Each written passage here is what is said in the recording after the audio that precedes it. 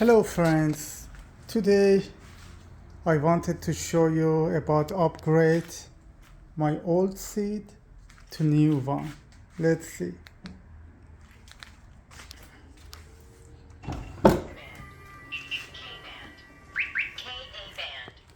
I upgrade the belt, was black, now is yellow, so beautiful.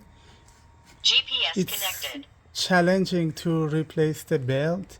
I replace Alcantara side belt, top section Alcantara because it was leather, but everything Alcantara. This is the seats, as you've seen.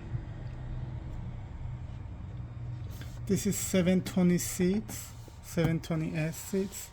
But just remember, after you replace the seats, you have to reprogramming. If not, it's not working very well. I mean, it's not forward, backward, up or down. Just you have to reprogram. Only the automatic seats. Okay. Now everything is working fine. Have a great day.